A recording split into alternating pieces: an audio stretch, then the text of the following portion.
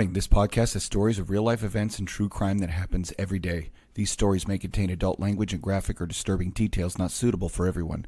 Listener discretion is advised. 132 in Bush, I've got him at gunpoint. Check the left phone for going to full evacuation at this time. They're pulling them out. 911, advise ready for camp. We've never had that before. I've never had the intro stop working like that. That was That's weird. interesting. Do we want to try that again? Oh, we can, yeah. Oh, Let's see. fuck, my knee just dislocated. Well, put it back in while the intro's playing. Warning, this podcast has stories of real-life events and true crime that happens every day. These stories may contain adult language and graphic or disturbing details not suitable for everyone. Listener discretion is advised. 132 in Bush, I've got him at gunpoint. Check the left phone for going to full evacuation at this time. They're pulling them out. 911, advise ready for camp.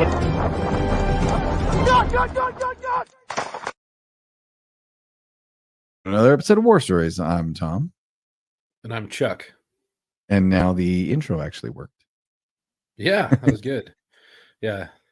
No, yeah, my knee Oh. is really weird. It just dislocated sitting at my chair. It's the third time it's done it. And then I'm able to move it and it pops right back in. It's so weird. Yep. Well, this is why they won't let you go back to work, because you can't be chasing bad guys and have your knee just pop out randomly. I'm just popping out at the chair. I know, that's what I'm saying. You That's can crazy. you imagine you're like on a call, you're talking to a victim or you're talking to a gangbanger, and all of a sudden your knee just buckles on you. That's Oh, why you fuck. can't do you Yeah. know, and that's not even mentioning your back. No, yeah, that's not. Yeah, absolutely. It's it'd be just sitting there, and the next thing you know, oh fuck, oh hold on, don't touch me, don't touch me. My back just right. went, and then Yeah. you're just like, I can't move. Call an ambulance. Yep. And then they touch you.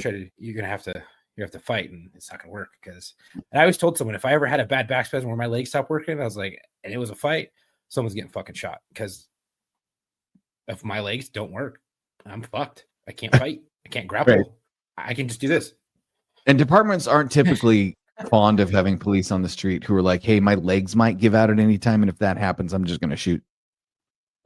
Right. They're gonna be like, that's a It's risk like- management issue, man. That's not. Yeah, It's not safe. I'm like, no exactly. shit, it's not safe. Oh, I got news Well- on that though. Oh yeah? Yeah, I figured to give people an update. Hey, I mean, you've been updating people for the last 2 years, 3 years. Yeah, this another mundane update. Right. But they're trying to because I got put permanently qualified permanent disabled worker, whatever Right. bullshit that is. Mhm. They want to see if they can accommodate my needs while I'm finishing the end of the process, so they can bring me back just to do fucking clerical work. I'm like, what the fuck? All right, Okay, We'll go see back what and do happens 6 clerical weeks. work. Then you won't be. I don't want then- to go back unless it's like working a detective table. You know what I mean? To get that gets Yeah, you but they're not going to experience. do that. You're retiring out. They're not going to put you in detectives just to retire you out. Just give me some experience. Help me out a little bit. No, they're not going to do that. Wait. Okay, you just said help me out to a police department. That's never going to happen. No, they're gonna You be could like, be over. drowning, suicidal, alcoholic, suffering from PTSD, and you ask your department for help out, and they're going to be that meme where the guy high fives the drowning man and flies away in a helicopter, because that's what fucking departments do. Yeah.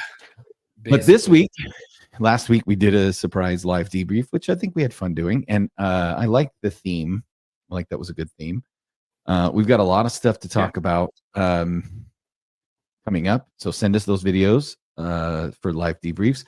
Also, for those of you who listened to Locker Room last week, man, that Baltimore bridge collapse was insane.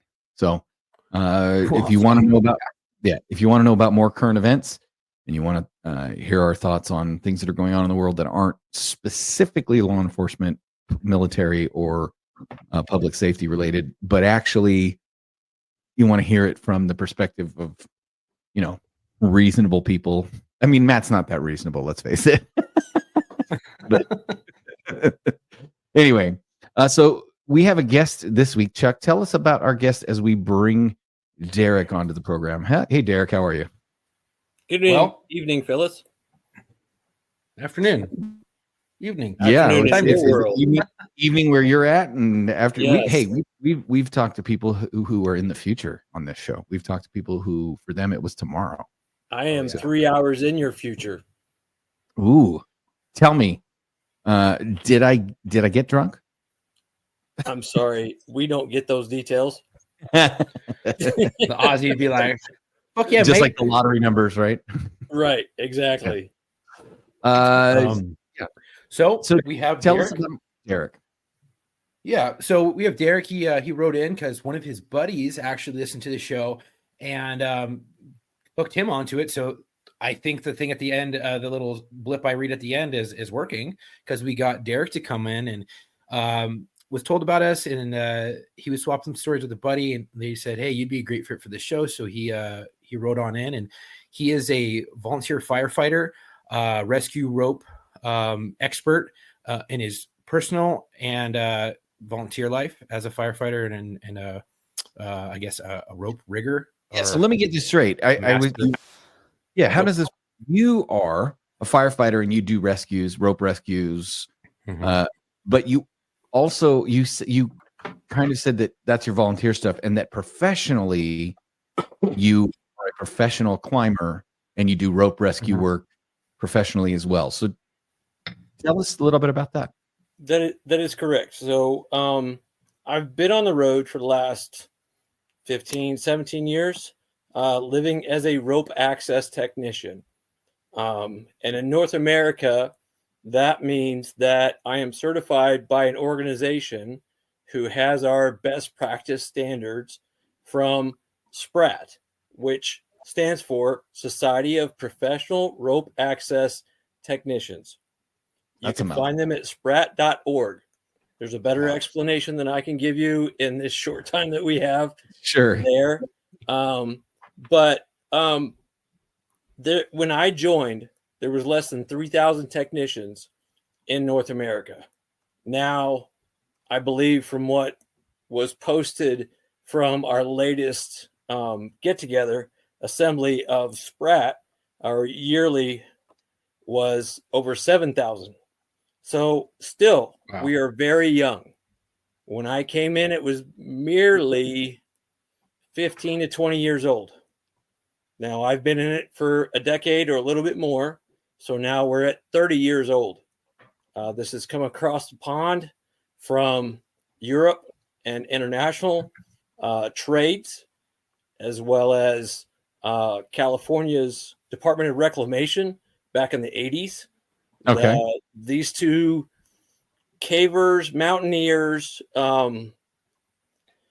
chimney cleaners, all that stuff that happened over in Europe hundreds of years ago was then brought here and used in recreational methods as far as mountaineering, mountain climbing, caving. And then in California, the Department of Reclamation, who had to deal with water in their adverse environments, needed a way to access or create, maintain, or figure out how to manage these things. So the Department of Reclamation in California was a guiding spearhead to create this type of industry. And then you had manufacturers from the fire and rescue community that brought their expertise to it, which then created SPRAT, Society of Professional Rope Access Technicians. So I'm going to ask you, is this something that is in your wheelhouse? Yes. Okay. So that's all day. Now, for those of you that don't know what we're looking at, I just brought up a picture of the rescue of a truck driver. It was a Cisco truck in Kentucky that was going across a bridge. It TC'd. It's like something out of a Superman movie. The truck is hanging onto the bridge by the center of the trailer. The cab of the truck is still attached to the trailer, but is completely hanging off and has a destroyed cab. But the driver was okay and he was still in it. He was just hanging off the edge of a bridge.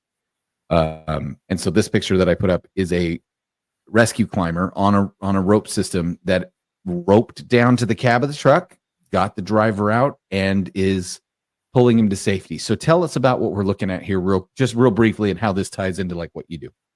So from this picture, I would assume, based on what I can see from a still image, is that this rescuer has been lowered down by a team of rope technicians with a main line and a backup line. So if the main line fails, they have a secondary for as far as fall protection and industry. So he is lowered down to belay. He has a main line and he has a belay. Okay. Main line fails, belay picks up, right?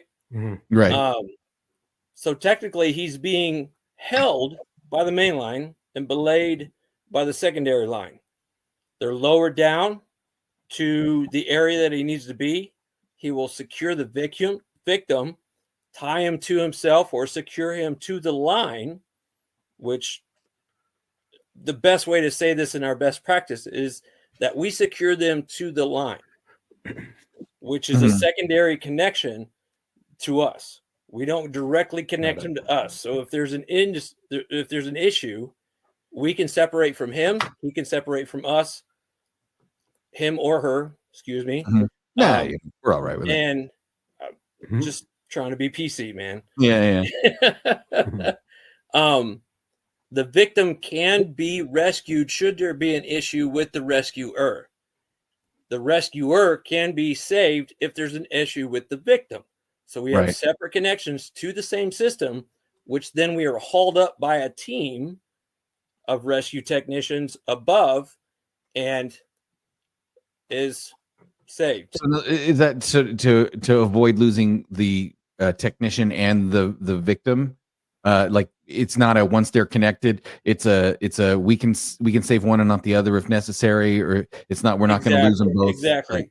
Right. We don't want to risk a life to save a life, but we will. Sure. Right. You know what I mean? Right. That's the last thing we want to do is put another life in danger to save a life. If we can mitigate that in some way, shape, or form, we will. Right. Okay. So I assume then, having kind of gotten into this industry, you work with a lot of different agencies doing search and rescue operations. Not just, I mean, obviously you're a volunteer firefighter, and so there's that element that you bring a lot of skill set to your local fire departments that they wouldn't have otherwise. But it sounds like you even in your daily professional life for your paying job still do a lot of this stuff for public safety and for rescue and stuff as well. My day job is just as dangerous as any paid volunteer civil servant. Right. When you respond to a call, we don't respond to a call. Our call is to go to work every day. Right. Our call is to, climb that 300-foot tower, rappel down from it, do our maintenance, do our work, do our inspections, provide information, right, and then come on down safely. So we're answering a call every day at 8 a.m. or whatever our shift is, 7 p.m. to 7 a.m., 12-hour shift, whatever the case may be. Right, whatever the particular job is. But you work with different agencies whatever because the scope is, right. Right. Okay. Got it. So you're more like your unit is more like it's a specialized unit that gets called out for stuff and contracted for stuff. Or so if you've got a fire department that has a rope rescue and they don't have anybody, they're going to call, and you guys are local to them, they're going to call you out. Yes. Okay. And then on top of that, you do the volunteer fire stuff. So your fire department benefits from it as well. True. Is there anybody from on your fire departments that has the same experience or similar experience or skill sets as you do, or are you pretty much it? I've just relocated in the last 9 months. So I'm a member of a new fire department. So I don't. There is a county team that is specialized to what I'm aware of is equivalent to the industrial skills. Well, then Go ahead, I Chuck. guess our last the same question, but your previous agency that you worked for, and I want to say when we talked, I think you said something like 10 years or something like that. You worked there. Yeah. Am I wrong? Okay. No. What was the did the people there match your skill set, or did you have to teach them, or how did that look? Yeah, that's a good question. We had there was probably 30 people on our roster, right? Okay. On our roster that would attend calls, attend training, and so forth. We may have 60 or 70 or 80 people on our roster, but we have 30 that are active.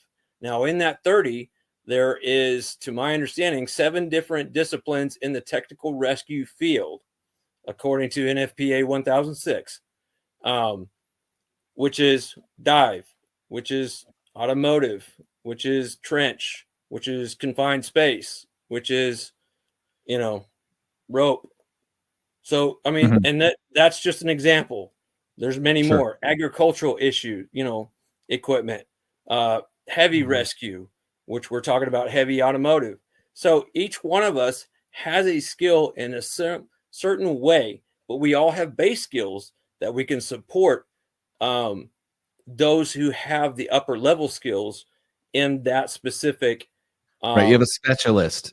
Yes. But you all start with the base level skills, and then you the specialist will take command. We will support him or her for that matter. And now, how did you get into firefighting? Through technical rescue. Okay. I was a technical rescuer in North Carolina until I took a freelance job. Somebody called a friend in my network called me and said, "Hey, you want to come and work in New York City and hang off the skyscrapers in Manhattan for 6 months this summer?" I'm like, "Yeah, sure. You're going to pay me for that? I'm a down." So that's what I did. I went and got 6 months in. Those 6 months were up. The company said, "Hey, we want you to stay. We need people with your skill set to continue our business. So what do you need to move up here?" I relocated from Raleigh as a home base to New Jersey, and then I got off the road. I stopped traveling, and I dedicated 3 years to hanging off of skyscrapers in Manhattan. Ugh. I'm gonna tell you right now, I'm not afraid of heights, but that sounds terrible. Yeah, that doesn't sound fun. That's like you see nobody the guy can who have the climbs same up view in the world. Nobody will ever have the pictures that I have or my friends. I agree, 100% agree. And we would love for you to send us. I would love for you to send us some of those pictures so I can see what your view looks like, and I can post them and share them with our listeners. Yeah, I don't know. Here's the thing. I just don't know that I ever have. I'd rather be Superman than Spider-Man. I understand. And there's a picture on this side. It's Spider-Man. That's something I grew up with. That's old comic stuff. You know what I mean? And that's what I grew up with. And I didn't know what I wanted to do coming out of high school. My dad was a programmer from the late 70s to early 80s. You know what I mean? Right. He went into the Marines, and that's what he fell into. My formal degree is database management. You're far from that. Yeah. Yeah. Well, I went to play with that, and it was like, I can't do it. I can't do it. Right. But I learned that's kind of like where I'm tree heading. Climbing now. In an early age, and I followed that, and it piqued my interest. And that's, I was an arborist for 15 years before I got into rescue and into industrial and into fire. So now, when you were in New York, you were just doing the maintenance off those buildings, but did you ever work with like a volunteer firefighting outfit there where you had to do like aerial rescues off of skyscrapers or anything like that? To Waldwick, New Jersey, North New Jersey. Is where I became a firefighter, where I got my firefighter 1. Got it. I was introduced to them because I was used to being at my rescue squad in North Carolina. And when I was home, there were opportunities to interact, to train, to teach, to pass on knowledge, to gain knowledge. And when I got to Waldwick, I was only working in the city every day. And, I just went up to the local fire department. It's like, "Do you guys have any tech rescue up here?" And they're like, "No, we have a county team, but you have to be a member of the local department." So Chief said, "What's your skill set?" And I explained to him, and he was like, "Well, teach us ropes and we'll teach you fire." So I went through fire school, I got my firefighter 1, and that's where I began my firefighter career. I don't claim to be a firefighter. I haven't seen a lot of work as a firefighter. I'll be the first one to admit that. I'll be Just the the last one to rescues. say that I'm a firefighter. Yes, I've been trained. I know fire science. I have an understanding, and I want to serve. But So I'm But no big. you're with your specialized skills, sending you out to just any old fire is kind of a waste of resources. You're a specialist. yeah. As a volunteer, Yeah. you go when you're called. Well, that's true. Yeah, I mean that's true. We know that. I'm just saying in terms of like if I was managing my resources as a chief or as a commander or whatever, I would look at the bottom line is some people have specialized skills and you use them for certain things, you keep them available for certain things, and you are in some degrees one of those people, it sounds like. I would agree, but at the same time, I'm there to serve. Right. We're And part of that's a team. the way we all are, right? It's not about, you know what I mean? Exactly. When we have 99.9% calls of auto accidents, fire, CO2, aid and assist, we have a 0.1% of high angle calls. Right. I'm going to be a team member. I'm going to show up. I'm going to be a grunt. I'm going to do what I'm told. I'm going to do what I know, and I'll follow procedure. Yeah. But you're gonna work the ambu bag on the CPR on the 80-year-old woman because they I'm gonna told hit you the hydrant. I'm gonna pull the hose. I'm gonna be, I'm gonna be that guy. Until that time where they're like, hey, we have a rescue that needs to be rappelled down. It's pretty precarious. It's pretty hairy. Or, right. automotive. And then you're like, yeah, put me in, coach. It's my wheelhouse. They're gonna be like, get Derek up here. Let's start working this. So my next question is that you sent a link in regarding a pretty precarious situation. Yeah. What's all that about? If you could get into that, we would love to hear that. I mean, it looked interesting from the clip that you sent. I like that you seem you're doing a good job pretending to be surprised that we were going to ask you about that. Yeah, because I did ask prior to like a list of questions and whatnot, but I did want to give you somewhat of a resume of you guys are looking for stories, which is cool. I could tell you a bunch of firefighting stories. I could tell you a bunch of ugly stuff, but who wants to commemorate that? Let's commemorate the times that all those times, in addition to the times that we were a big success that made news, right? This is what our culture is about right now. I don't think many people want to commemorate that. I think that they want to share it for the simple fact that it may have affected them in a certain way and how they got over it. And I think that's what we really love to strive towards is when someone has something they dealt with that's fucking nasty, right? You saw a child die, or you dealt with this person who ended up dying in a horrific manner, and you tell that story, and then you're like, and this is everything that I dealt with since, and this is the nightmares I had, and this is what I did to help myself cope. And that, I think, is the strongest power. And not to mention, when we used to say it so many times before, we are a self-help podcast and a group therapy podcast without being that, right? We like to help. Yeah, let me correct myself. Commemorate was the wrong word. That was exactly no, it's okay. The wrong word. No, I get what you mean. I think you're saying it's important 100%. To celebrate the wins too. Yes, true. And we love those too. Because there's too much negativity that feeds the world right now. Yeah. And just and I won't get into that. We'll that's a whole other episode. But Chuck, you're so right. And please forgive me and those that are listening. It was not about a commemoration. It's about honoring those who have served and those we have lost that were served, and those who were lost in accidents and ugliness of this world. Yeah. All right. 100%. So with that, I'll move on. On Sunday, September 8th, I was called by a member of our niche network. Remember, there was only 3,000 to 5,000 of us, industrial rope access technicians in North America. Right. And if We you were think law from 10 enforcement is a small community, there's 700,000 cops nationwide. Imagine if law enforcement is a small community at 700,000. Imagine how small this Yeah, less community than is 10. at only 5,000. Yeah. Yeah. So, I got a call from a member of my network on the East Coast that said, we have a possible emergency. Are you available? Now, I don't know where I was on that list. I could have been 20th. I don't care. Right. I still got the call. I was available. I answered.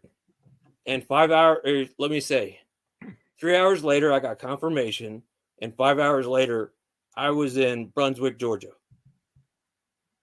where a ship called the Golden Ray, which was a 650-foot long ship, 71,000 ton car carrier transport, had struck ground, struck ground and it was laying 90 degrees on its side, and 20 people had been rescued out of it in the midst of a fire in its cargo hold. Now, a fire in a car carrying vessel with soft straps. So now we're talking about heat that's going to stop. That's holding the car still. You add heat to that, they're going to fail. Cars stack on top of each other, on top of each other, on top of each other. And now you have fuel, you have oil, you have acid, you have all kinds of other, fluids.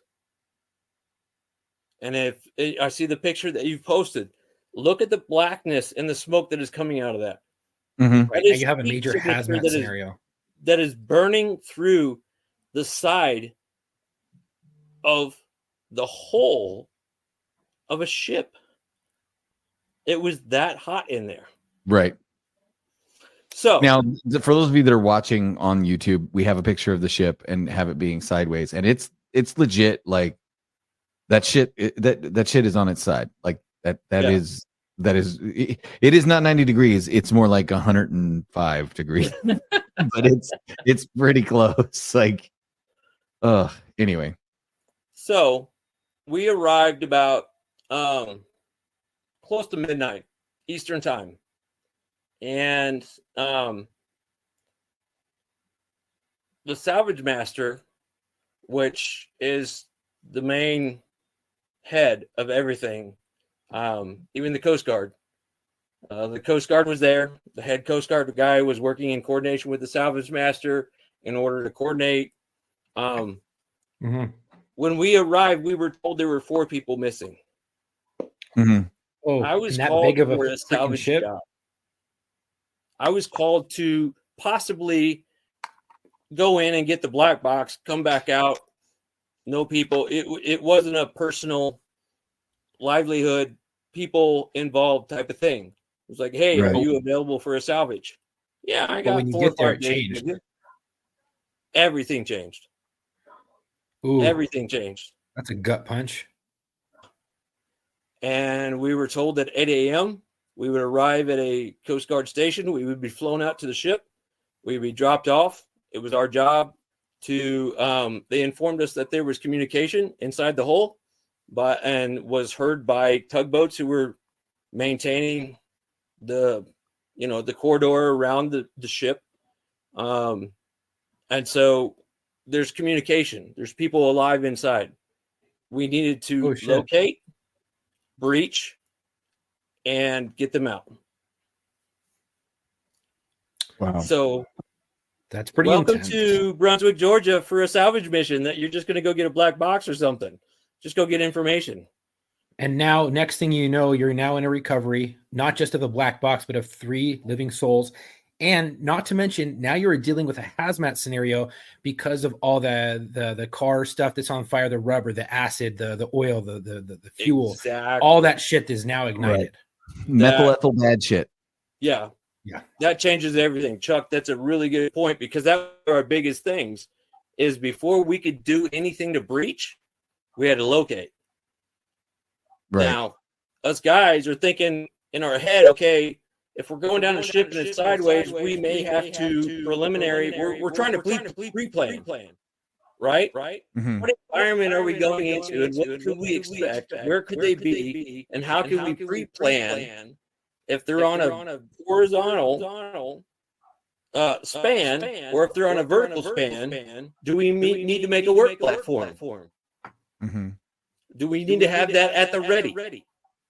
So when we get there, we've got a few ideas about how we may be able to start a breaching program, or how to access these people inside the ship, depending on where their location is. Luckily, they were on a horizontal plane that we were standing on. They were in the gear room outside of the mechanical engine room, which is basically that bottom little V shape of every ship. The bottom of every ship, where all those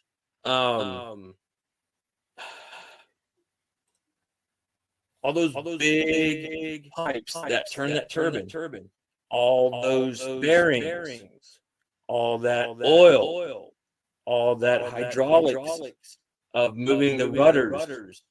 We were in that bottom mechanical area that had all that toxicity after a fire that had already burned through the hull of a ship. Just like Chuck said. Mhm. So Derek? we locate where the tapping's coming from, and we have a mag drill, which is electromagnetic. Go Chuck. 1 second. I don't think you're able to hear me. There's a bad echo. I don't know if it's us. I'm getting it from you too. Okay. You guys Hey, are Tom, getting a do bad you- echo? I'm not getting any Yeah. bad echo. Yeah. It's rough. I don't know if it's going to be coming through on the recording. It was 31, like 40 when I hit pause for a second. You hit That- what did you pause? that- No, I didn't pause shit. It's still recording. So I just Sounds wanted to leave cleaner the time now, hack. Chuck. Is it better? It sounds cleaner on my end because I heard an Okay. echo with me, and then I heard an echo with you. Okay, It might have I just don't know been the what internet. happened. Are you? Oh, okay. Yeah, it might have just been the internet. Anyway, okay, go ahead. Just jot down 3140. I think that's around the time that I said something. Okay, continue. Sorry, Derek. Yeah, No pick up where problem. you left off. So we found the knocking to be located in the mechanical areas behind the engine room, or in the engine room of the boat, which is the lowest V-hole part of a ship, where all these drive shafts are going to, turn the propellers, how to move the rudders. So we've got a lot of mechanicals in there. But luckily, because it was listed, it was more of a horizontal than a vertical for us. So our initial cut was a slow cut, oiled 3-inch puck with a magnetically stimulated drill. So it's a mag drill. What I know is a mag drill. It's an electromagnetic drill. You set down, you plug it in, turn on the power. You got an electromagnet that holds it to the hole, and then you basically, drill into the surface nice and slow. No hot work was ever allowed due to the possible the environment inside of this ship. We've already had a fire. We already know there's oil. We already know there's gas. We already know there's hydraulic fluid. You know what I mean? So we've got to be aware. We drilled an initial hole, put a sniffer in there to test the environment, and then started, and then tried to communicate with those who were tapping on the hole, which we should have been in that region, and we were. So what happened? The first thing was we established communication, we sent water, and we established another hole so that we could start pushing fresh air in. And then we maintained the air quality in there as we had a steel backpack air blower suspended from the side of the ship to be able to blow into, to force air into the ship, good air. As we started to create a bigger hole or hatch for them to be able to escape. And basically we took the same mag drill with the same 3-inch and stitched a bunch of holes together on every side. How long did that take? About 3 hours. So not only are you dealing with a fucking boat on its side with all this chemicals that are just being burned now. So now you have a nasty hazmat situation, and you are taking a 3-inch fucking drill and stitching together little holes. Basically, if you were to take like a paper cut, a paper hole punch, and you're just doing this all the way around to make a hole big enough so that they can get out.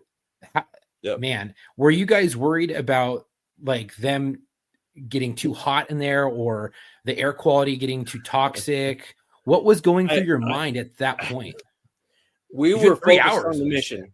We were focused on the mission that there were 4, it could have only been one person that was communicating, tapping on a hole. It didn't matter to us. We knew that there was 4 people and we had communication with one and we needed to get that one out. So we just focused on getting our materials here. I was staged at the top as another member and equipment on top of the ship. We rappelled down the side of the bottom of the ship to get to that V hole where the mechanics are, and there were other operators working there as I manned the top. Now, it was ambient temperature inside the ship was 140. Ambient temperature outside of the ship was 120, 130. Holy shit's an oven.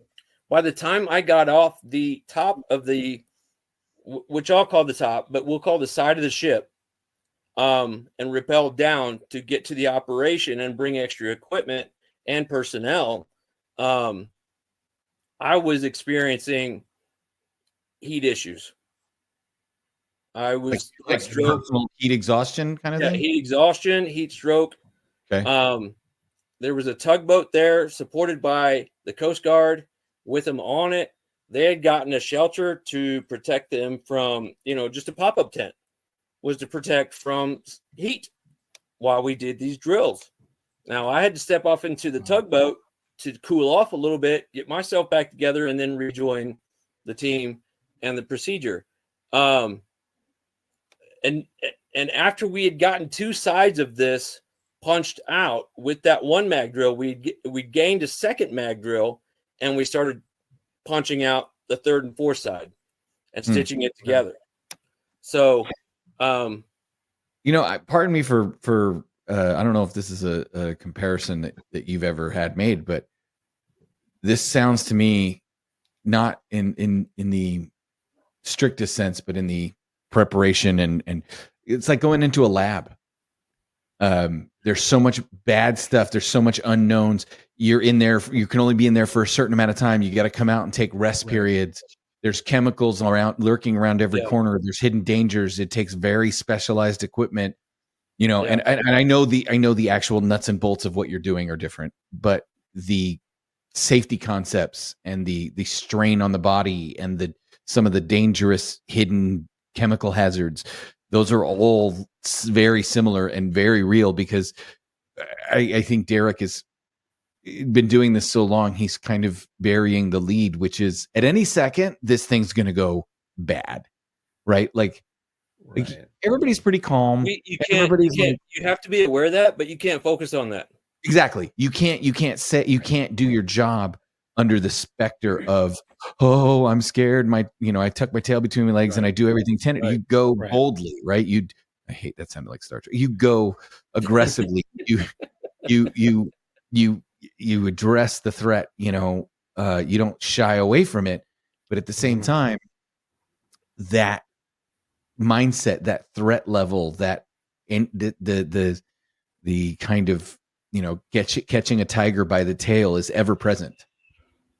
And I know, I'm confident. I was a member of a 5-man team, so there were 4 other guys. The owner of the salvage company, and then One other guy on that team was rescue or, civil service or fire certified. The other two were just top level or level 3 SPRET technicians. So they're aware. They just didn't have the additional certification or training of fire awareness, but everything else was there. So, Right. and it didn't really matter. This was just to me, you could simplify this as a rope access job. Rappel down, cut out with this type of thing, do it, bang, bang, done. All right. That was an easy industrial job. If you were to look at this from an industrial rope access viewpoint, this was show up, get to your point, breach the hole, and you're done, which is not uncommon in our industrial world. We're all certified and ready to create this experience or this service to our customers. But because it was a rescue mission, I'm trying to keep it simple. Yeah, no, I get it. It's funny. To provide this service in a rescue situation where lives are at stake, it heightens our awareness. As much as maybe outside of the actual mission, there may have been X, Y, and Z, but the mission was accomplished the best way I don't know any of us on that team that could go back and say, I wish I would have done this better. You know what I mean? Right, because you were operating at your top, because top skill level. we were trained technicians to do X, Y, and Z. We were given our scope. We went, we had a plan. We did not deviate. It worked and it was done. Sure. So it took you 3 hours to stitch that hole together. What happened once you popped that hole out? I have a video of that and I'll share it with you guys. We'd love to put it on if we can share it as well. That'd be awesome. Yeah, Can you email it to me love right to. I've got pictures and whatnot that I'll share with you guys. You can stitch into this. But there's a video of the last hole being connected to and stitching that and how we had to rig that very sharp piece of metal that we were abstracting to open the hole. Because now you have teeth on either side, right? If you stitch holes together, all you have is this jagged edge on both sides. How do you secure that with a rope or webbing or, it came down to unique rigging and understanding the forces and X, Y, and Z. We mitigated the hazard. Right. And it worked flawlessly. What'd you use? A series of webbing and straps. Oh, knowing that this piece of metal, this square piece of metal could not be, knowing the thickness of this hole and knowing understanding the piece of this metal, we knew that it could not be over 100 pounds. Sure. And if we lifted it, if we added our stress and our weight to it gradually instead of dynamically on a sharp force, we could mitigate those edges to a degree. Sure. Enough to get it up and out of the way so it wouldn't drop on the guys that were below us. Okay. And so as that came up and out, you could see a small reflection in my video of where the guys were. And we're all cheering and happy and everything. And then we got as much what I know is pig mat from the wind industry or just oil absorbent matting, right? We wrapped the sides of the hole that was still there, the sharp edges, with those as much as we could, stuck a ladder down, and we were able to get those guys out. What was the condition of them when you were getting them out? Like, darkness. It's 140 degrees while you're in there operating, and they're just stuck in a freaking oven. They were down to skivvies. They shed every piece of clothing that they could. They were covered in oil. They were dehydrated. They were a little bit disoriented, which is understandable. They had been in complete darkness fire, and this whole environment, possibly toxic environment, for 30 hours. Yeah. Before we even landed on the ship. Well, you And hold then on, hold on. Pump the brakes. You said 30 hours? So my understanding is that the ship went over Sunday afternoon, Sunday morning, or Sunday night. I don't have specifics on that. Sunday, September 8th, this ship was headed out of the Brunswick, Georgia port with cars, 4,800 cars on it. Uh-huh. It incurred an issue and caught on fire and listed before it reached international waters, potentially blocking the lanes of any other ships coming or going out of the port. This is the biggest port, automotive port, this is the biggest southern automotive port in America. Baltimore's the next one.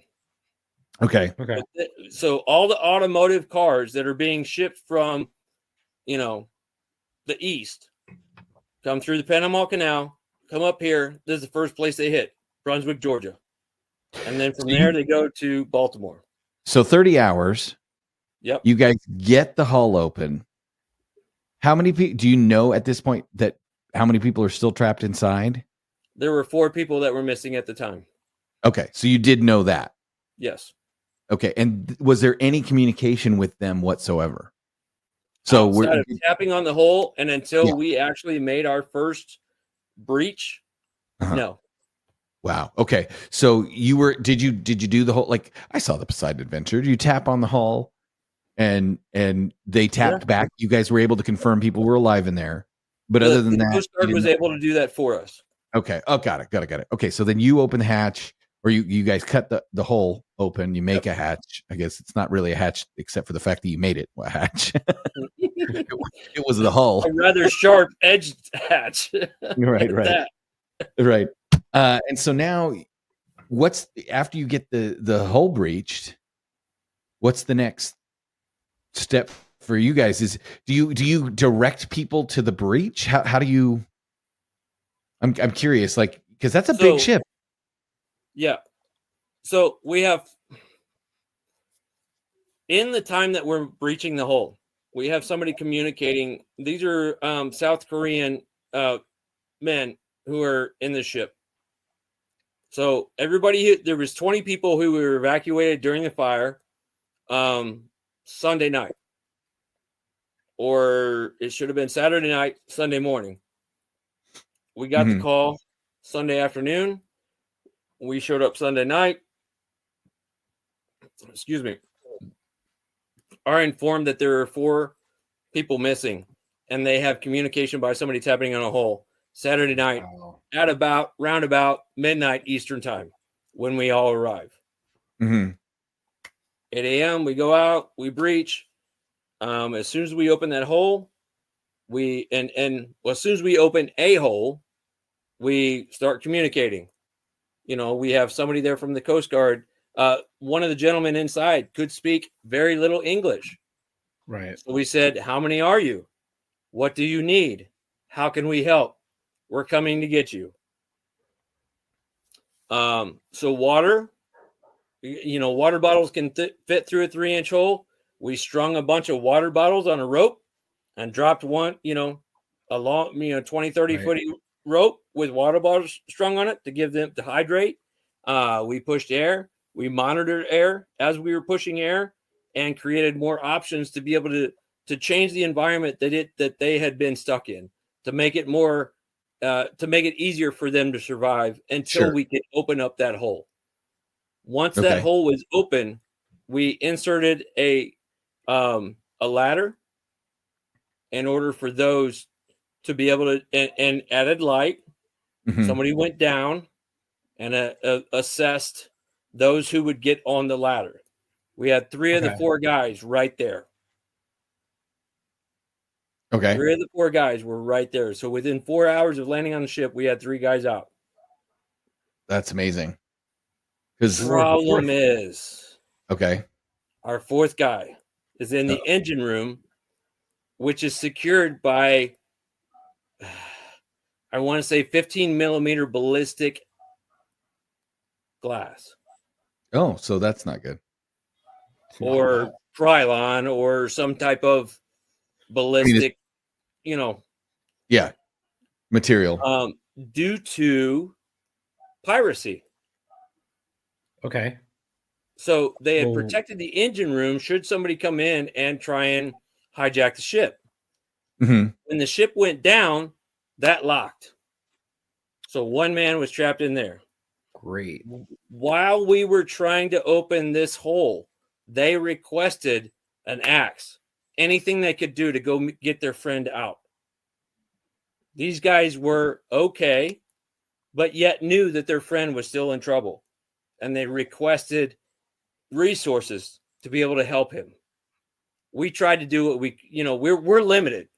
Our job is to get these guys out first, then we'll deal with the next guy. Those are solid homies right there. Right. Yeah. These So they weren't there's- able to there's- free there's him. more to that because I got to meet them afterwards, and it's phenomenal. Their man was probably 40 feet back from our hole, 40 to 60 feet back from our hole. It was so hot in there that another team from another salvage company came in and was going through the confined space protocol. And once they got in there, it was just not doable. It was too hot. It was difficult. Do you have an estimate on temperature readings inside the ship? Like I said, 130 to 140. Shit. Wow. I know. So what the happens news to have that said fourth 140 guy? internally. It took 2 or 3 crews to swap out within a matter. It took another 3 hours to get that fourth gentleman out. And they were using grinders, using, battery powered tools to try and grind through this ballistic material that was protecting the engine room. Finally, they were able to get him out. It took another 4 hours to get that gentleman out. But all 4 of the crew that was missing from Saturday night from the original rescue, they all walked out of that hole. Wow. That's crazy. I'm surprised you guys were able to get that fourth gentleman out. I mean, that's wild. Like I said, our crew of 5 guys, it took everything we had just to get that hole and get those guys out. So luckily there was another 2 or 3 crews, salvage crews, that were on standby, and they were asking, let us get in, let us get in, let us get in. And we're like, we got to complete our mission, and we weren't being ignorant and we weren't being bullheaded. Was that, look, as soon as we open this hole, you guys are good to go. Just get ready. Let us establish this one access area. And I just got to give it to the fortitude of the guys inside number 1. And our crew and the other crews that went in. Our crew that established the ability to go in and the crews that went in. It wasn't always pretty. I'll be the first one to tell you that. And I won't go into detail. But we did what we had to do. We didn't lose anybody. We kept everybody safe. And we brought everybody home. And that's what's important. Yeah, I'm sorry? 100%. Yeah. Yeah, that's the important part. Yep. So how were they when you got them out? Like, what were those conversations like? How much gratification did they have to be saved? They were obviously you're going to be very happy. They're very appreciative. They were very appreciative. There was one gentleman who struggled because it was a little bit too much mentally. And we brought him out and he was okay, physically. And that was fine. You can't, when a couple of them came out and they're like, okay, now, and he struggled to get out, and, we get to that point where he's like, I can't. So we got to send somebody in to be able to help him, assist him get out. And I don't blame the guy. I don't blame the guy. Being in the dark for over 24 hours, the heat, just to be overwhelmed. I've been overwhelmed with less than that. Right. Damn Just to right. be honest with you. So, we brought a guy out in a stretcher, put him on a boat, took him out, got him checked, and he's fine. Right. What do you say? What I think is crazy is that you came out there for a salvage mission for a fucking black box, and they all good willing and knowing that there were 4 people stuck in there, and yet it took them from 10 p.m. midnight the day prior to 8 a.m. the next morning to send out a crew to get these people. It took them over extricated. 24 hours. Saturday night, the crazy. ship went down. Sunday morning. Sunday afternoon, we got a call. Sunday night, we showed up.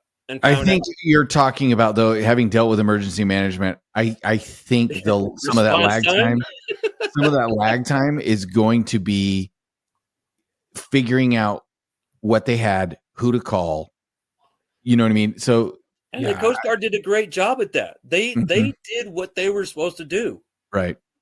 They had limited knowledge until they got that knock, knock, knock. They maintained somebody there at that ship. There were 3 tugboats at least that maintained that ship did not drift off. Right. And in the meantime, survivors were inside tapping on which was relayed back to the Coast Guard. The Coast Guard, you know what I mean? The Coast Guard did everything right. I can't say that anything, honestly, I would say if anything else, what I'm proud of is the hierarchy of management, the NIMS, right? The NIMS system. I can't say that it was. I don't know it that well to say that they operated exactly the way it was, but that was the best managed incident I have ever experienced in my decade of being a civil rescue servant. Yeah, wow. That's all I got to say. Put this in perspective for people listening. This isn't like 911 where you're listening or you're watching a TV show and it's an hour long and they get all this shit done and they get on scene. Next thing you know, they're getting the people out like fast. This is not how that works. I mean, this takes a lot of time to get resources. It's crazy.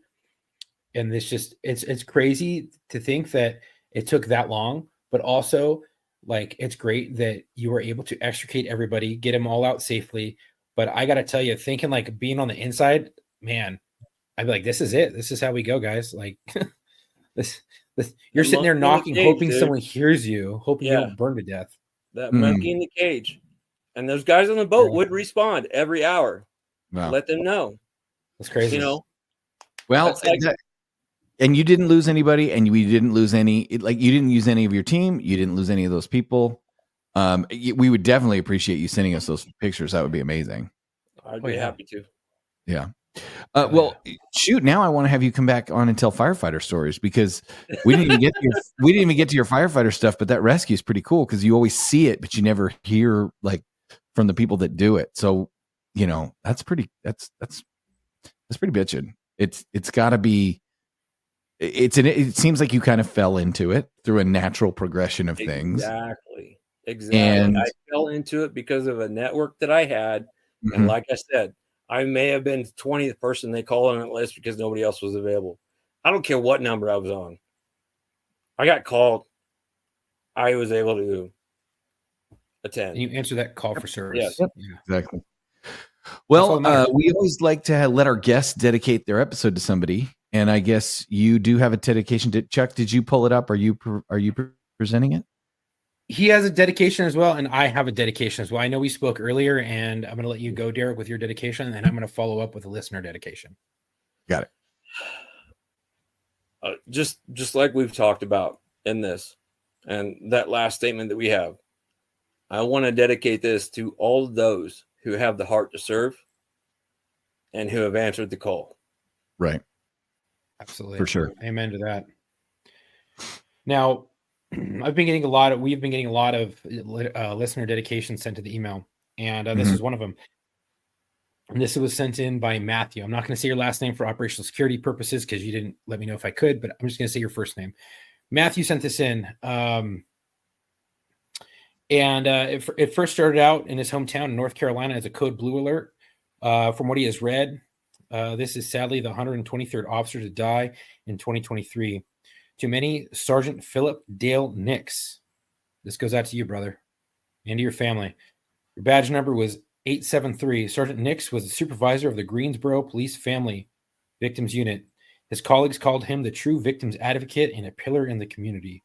Nix was 23 years veteran with the Greensboro Police Department, a husband and a father. Nix was shot on December 30th when he reportedly confronted people attempting to steal beer from a Sheetz gas station on Sandy Ridge Road off Interstate 40. 3 suspects were later caught in Winston-Salem, North Carolina, and charged in his death. The suspect who shot Nix is looking at life in prison or the death penalty if convicted. Sergeant Nix embodied the very best of law enforcement. He was a consummate professional, a good and decent person, and he was supervised. And was beloved to the community of Greensboro. It should come as no surprise that Sergeant Nix, like so many other officers, comes from a family with a long legacy of public service. This was said by Tills. For as impressive as Sergeant Nix was, for his exemplary work in uniform, it was his job as a family man, a loving husband, a father, and a son that made him the man he was. Well, rest easy, brother. We got it from here. And Chuck, do you have anything else to take us out as we finish up this week?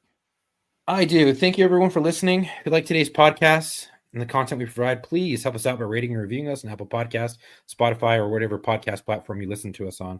We're also available on YouTube, as well as every other major podcast streaming platform. If you want to help us out, please follow us on Instagram and Facebook. Our Instagram is @war_stories_official, and our Facebook @War Stories Podcast. If you already follow us, please like and share our posts. You can also click the link in that bio on Instagram or Facebook to get to our website, our socials, our YouTube, the podcast stuff, everything. Our website is www.warstoriesofficial.com. We have some gear available there if you feel so inclined to buy it. If you feel like you want to be featured on the show, you have a story you think you want to share or think it could be featured, go to booking.warstories@gmail.com and I can get you booked. Again, that is booking.warstories@gmail.com. We are always looking for veterans, law enforcement, firefighters, medics, but also corrections officers, dispatchers, and nurses. I want to say thank you for the support. Stay safe. Yep. And I want to tack onto that. If you're emailing we have not merged the two social media emails and stuff like that yet. So I'm trying to explain this as best as I can. If you're sending us a joke, send it to Locker Room. If you're sending us something to make Chuck throw up, send it to Locker Room. If you're sending something that you want us to do on our Locker Room Live segment, send it to the Locker Room email address. If you want to talk to me or send me a dedication or a question or something, mailbag@warstories@gmail.com, mailbag.warstories@gmail.com, excuse me. If you want to book yourself on the show, email Chuck at booking.warstories@gmail.com. But I still get emails to mailbag that are people expressing interest to be on the show, and then I forward them to Chuck and do nothing else with them. So cut me out. I'm the middleman. I'm okay with you eliminating my job, downsize the company, just go straight to Chuck, because I literally can't schedule my own life, let alone this podcast by myself. So that's why I have Chuck do it. So just wanted to remind you guys of that. And until our next episode, come home with your shield or on it.